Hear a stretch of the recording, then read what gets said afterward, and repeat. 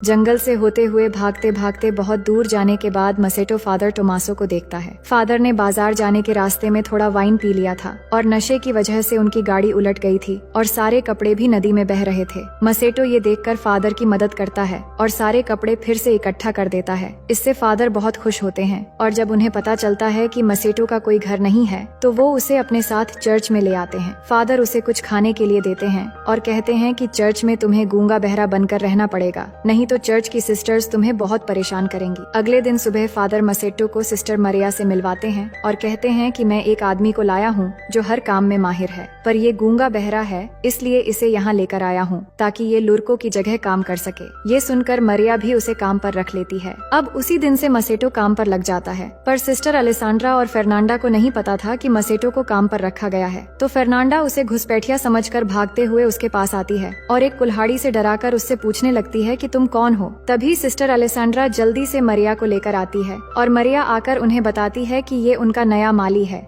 इसके बाद अलेसांड्रा को वायोला नाम की एक बूढ़ी नन के साथ कपड़े बनाने के काम करते हुए देखते हैं, पर इस दौरान उससे कपड़े बनाने की फ्रेम टूट जाती है तो उसे ठीक करवाने के लिए वो मसेटो के पास जाने लगती है। पर तभी सिस्टर जिनेव्रा अलेसांड्रा को जाते हुए देख लेती है और छिपकर उस पर नजर रखने लगती है। अलेसांड्रा मसेटो से वो फ्रेम ठीक करने के लिए कहती है, जिसे मसेटो ठीक करने लगता है। लेकिन अलेसांड्रा यहाँ अपने दिल की भड़ास निकालने लगती है कि वो यहाँ नहीं रहना चाहती और ना ही सिलाई का काम करना चाहती है। वो यहाँ से बाहर निकलकर अपनी जिंदगी को अच्छे से जीना चाहती है। पर ये सुनते हुए भी मसेटो कोई एक्सप्रेशन नहीं देता क्योंकि वो सभी के सामने गूंगा बहरा बना हुआ है। अलेसांड्रा भी ये जानती थी कि मसेटो कुछ नहीं सुन पाएगा और ना ही किसी से कुछ कह पाएगा। इसके बाद रात फर्नांडा अपने कमरे में कुछ पढ़ रही होती है, तभी उसकी खिड़की में कोई पत्थर फेंकता है तो वो खिड़की खोलकर देखती है कि उसकी बचपन की फ्रेंड मार्टा उससे मिलने आई है। इसके बाद दोनों अलेसांड्रा के कमरे में जाती हैं और तीनों मिलकर वाइन पीने लगती हैं। कुछ देर में वहाँ सिस्टर जिनेव्रा भी आ जाती है और सभी मिलकर मजे करने लगते हैं। फिर ड्रिंक करते हुए वो रोमांटिक बातें भी करने लगती हैं। मार्टा उन्हें लड़कों के बारे में कई सारी बातें बताने लगती है कि एक जड़ी बूटी है जिसे एक खास तरीके से इस्तेमाल करके लड़कों को अट्रैक्ट किया जा सकता है और ये सब सुनते हुए बाकी तीनों भी बहुत मजे लेती हैं। अगले दिन मसेटो जब काम कर रहा होता है तब अलेसांड्रा वहाँ आती है और मसेटो से कहती है, मैंने तुम्हारे लिए ये रुमाल बनाया है।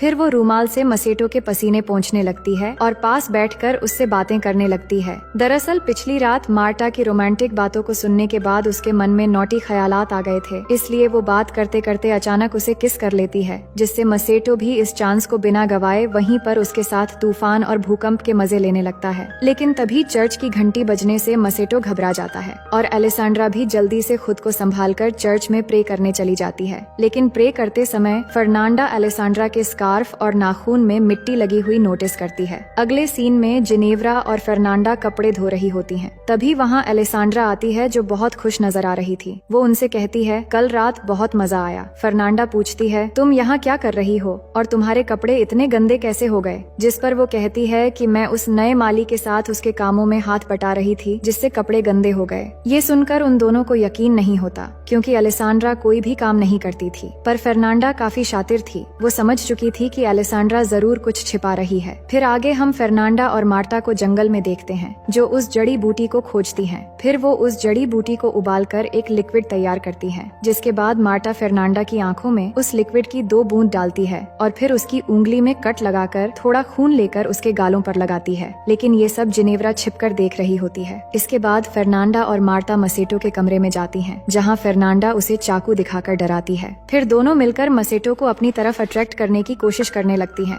मसेटो को ये सब अजीब लगता है कि ये उसके साथ क्या कर रही है, पर धीरे धीरे वो भी अपना कंट्रोल खो देता है, जिसके बाद तीनों मिलकर इस तूफान और भूकंप का भरपूर मजा लेते हैं। फिर अपना काम खत्म होने के बाद दोनों घर से बाहर आ जाती हैं। तभी वहाँ आकर उन्हें जिनेव्रा मिलती है और पूछती है, तुम दोनों यहाँ क्या कर रही हो? जिस पर वो उसकी बातों का कुछ खास जवाब नहीं देती और बहाना बनाकर वहाँ से चली जाती है। लेकिन जिनेव्रा समझ जाती है कि वो उससे कुछ छिपा रही है।